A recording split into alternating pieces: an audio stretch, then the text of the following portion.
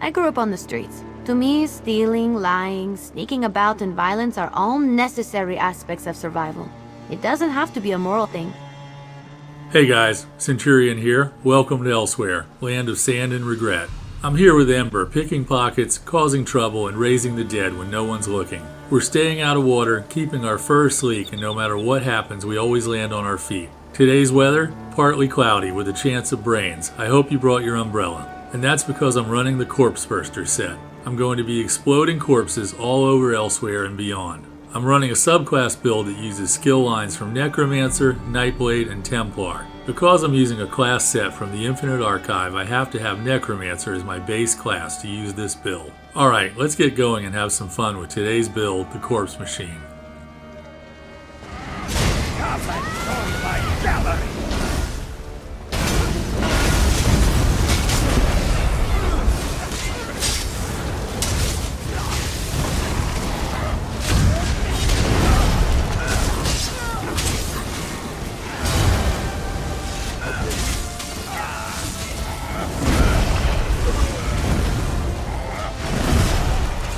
I'm not going to make it much longer.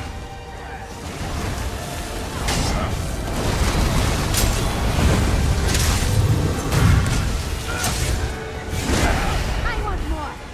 Who else can we smack It's around? only the beginning.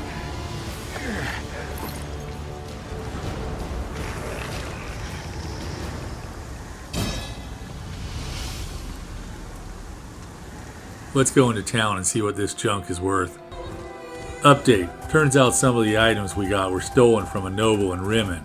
I may have made the situation worse by accidentally conjuring up a skeleton. Personal accountability note. I think I pushed the wrong button. Now we're fugitives. But I've got a minute to go over my character sheet. Then we got a ride. Alright. But can we do it fast? My character is a Khajiit and they have bonuses to health, magicka, stamina, and the recoveries for those. They also have a 12% bonus to critical healing and damage. That 12% bonus to the crit damage modifier can be a problem with subclassing because of the crit damage hard cap, but it works out okay with this build. If you're rolling a character from scratch, other good races are Dark Elf and Orc. But as always, I encourage you to just play the race you find interesting. I have all 64 of my attribute points in stamina. That gives me 19,000 points of max health and 30,000 points of max stamina using lava foot soup and salt rice as my food. I change my food all the time and you'll see me do that in the video. I use Orzorga's Tripe Trifle Pocket a lot. That gives me health and stamina recovery. I like that better than some of the other choices because it has a lot of stamina recovery and that can be a lifesaver in tough fights. I have 4,400 points of weapon damage and 44% critical chance, and those numbers come from the static character sheet. Of the two, crit chance is probably the more meaningful. These days, I never usually have a character with a crit chance in the 30s. That's too low. I try to avoid that on my characters. If I start out with a crit chance that low, then when I'm in combat, I feel like I'm hitting like the proverbial wet noodle. Now, with subclassing, I usually wind up with a crit chance somewhere in the 65 to 75% range in combat. Then I can actually do some damage. Penetration is at 4,700, and that's going to average 13,000 in the sample fight I do shortly. It peaks at almost 17,000, which is very close to the dungeon boss max, which is 18,000. Don't worry about penetration in PvE damage dealer builds, especially with a subclass build. Okay, that's all I'm going to get into from the character sheet. Let's get going. Since our run-in with the law, we've been hiding out in abandoned ruins, except they're not. Fun fact, abandoned ruins are never abandoned. First we have to do an eviction.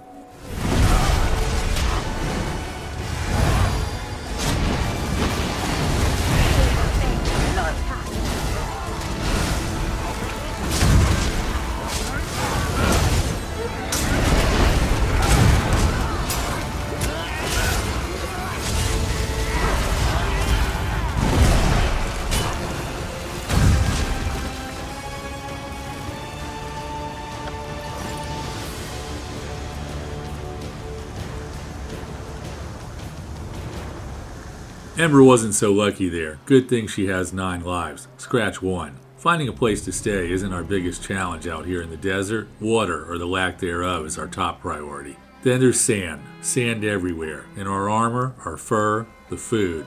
But hey, we still have a positive attitude and the vibe is good. Sandy, but good. After that last fight, I want to take a look at my skills.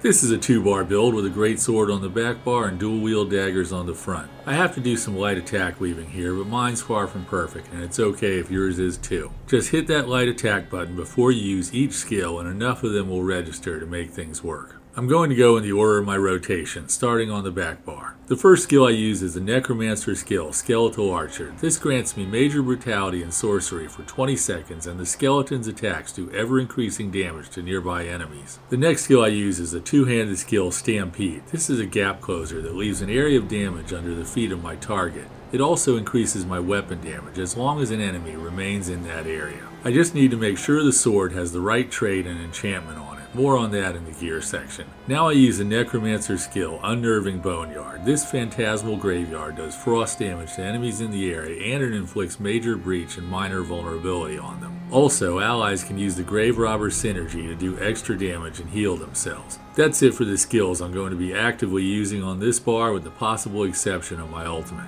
My next skill is one I just toggle on before a fight and then forget about it unless I want to conserve resources by turning it off. That skill is the Scribe skill, Banner Bearer. I'm using the shock damage script with this to increase direct damage by 6%. Most of my attacks are direct damage. I'm also using the Sage's Remedy script, which heals my character every 2 seconds. You may be asking, why not take the script that generates a corpse? The answer is because it puts the corpse at the feet of my character, which is absolutely useless for a damage dealer. Even playing melee, the corpse ends up in awkward places. I like letting blast bones make my corpses. They're always in the exact right place, which is at the feet of my target. The third script I'm using here is Minor Berserk, which increases my overall damage by 5%. Also on this bar is my self-heal, Resolving Vigor. This is a strong heal that works over 5 seconds, and it increases my armor by giving me minor resolve. The last skill on this bar is my ultimate, Glacial Colossus. The Colossus smashes the ground 3 times, doing damage and causing the enemy to be afflicted with major vulnerability. Major vulnerability increases my damage against targets in the area by 10%.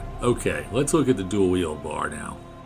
The first skill on this bar that I use is Blighted Blast Bones. This skill summons a diseased skeleton from the ground, which runs at my enemy and explodes. This doesn't happen right away though. It takes a couple of seconds, and in that couple of seconds I'm going to use another skill. That skill is a Nightblade skill, Surprise Attack. Surprise Attack does instant damage and gives me 100 weapon and spell damage and minor breach for 4 seconds. I'll use this skill twice. Now that Blast Bones has had a chance to reach the target and explode, I'll use my next skill, which is the Detonating Siphon. This Necromancer skill consumes the corpse made by the exploding blast bones, doing disease damage to enemies near the corpse and between my character and the corpse. I'm going to repeat this 2 more times. Blast bones followed by Surprise Attack 2 times, and then the Siphon. After that I swap to the other bar and start over again. Except for I left something critical out. Anytime I'm on the back bar and the next skill is ready, I use it, regardless of where I'm at in that rotation. That skill is Merciless Resolve. It takes 5 light attacks to charge this powerful skill, and when it's ready, I use it. This attack is so powerful that it has priority over other skills. Note that when Update 47 goes live, I'm going to use the other morph, Relentless Focus, and that's only going to require 4 light attacks to charge it. Okay, that only leaves 2 skills on this bar. Banner Bearer you know about, and that skill has to be on both bars, or when you bar swap it goes away. The last skill I have slotted here is the Templar Ultimate, Crescent Sight. To get all the passive damage bonuses that come from the Adric Spear skill line, I have to have at least 1 skill from that line slotted, and this is it. Crescent Sight is fun to use occasionally, but that's not the best use of my ultimate points. Okay, that's it for skills. Let's do a quick demo fight.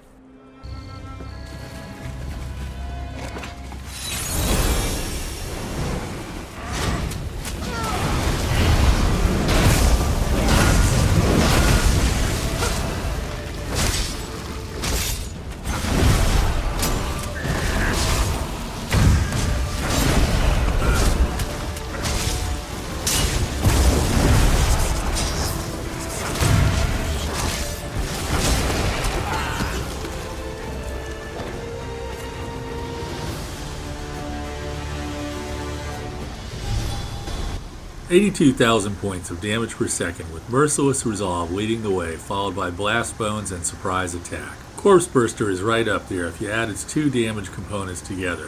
That's the explosion from Corpse Burster plus the explosion from Detonating Siphon. and the siphon has a damage over time component as well. So Corpse Burster holds its own and fights with a minimal number of corpses. In fights with lots of adds, you can go absolutely nuts, blowing up their corpses. One of the things I've been talking about a lot in these subclass builds is the crit damage modifier. My crit damage modifier here averaged 113%, and that's perfect. I like having a little room between that number and the hard cap at 125%. So in spite of me playing a Khajiit, it worked out perfect here. Now, if somebody in my group uses a war horn or has other crit damage bonuses, I can do additional damage. It looks like I got a little lucky on crits here, but remember, when I'm subclassing into the Grave Ward skill line, I get a 20% bonus to my crit chance toward the end of the fight. Okay, let's move on.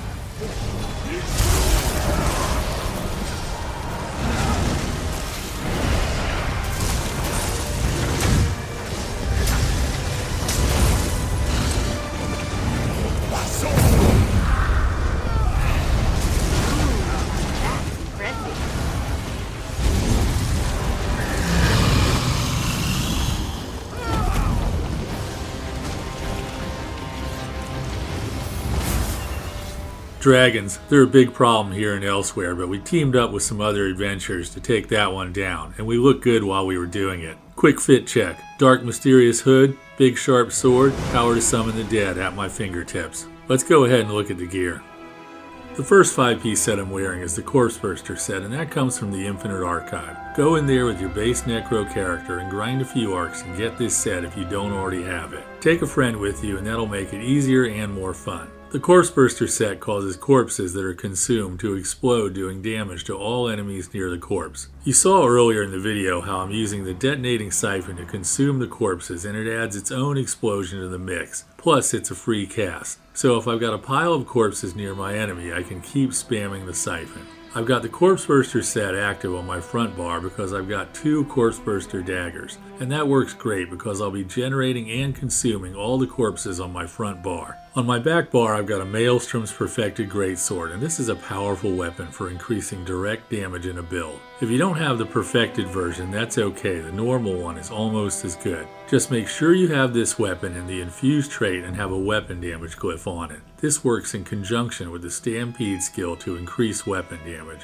Just keep the Stampede skill active and make sure an enemy is standing in it. The other 5-piece set I'm wearing is the Tideborn Wildstalker. This is a crafted set from the New Zone Solstice. The Tideborn set increases direct damage by 12%, and that includes the Corpse Burster set. I'm wearing 1 piece of the Iceheart monster set here because the 1-piece bonus is increased critical chance. Any monster helm with a 1-piece crit bonus works here. Last but not least, I'm wearing the Velothi Mage's Amulet. This increases damage to monsters by 15% and provides the minor force buff. It reduces my light attack damage to nothing, but my light attacks here are still going to generate ultimate and charge up the Merciless Resolve skill. Alright, that's the gear in a nutshell. You can look at the graphic for specifics, and that graphic also appears at the end of the video. Okay, let's look at the champion points.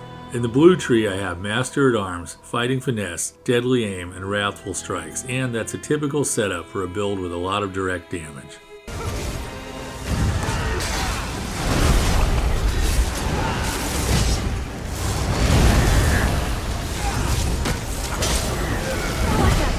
This adventure isn't slowing down anytime soon. Curse you!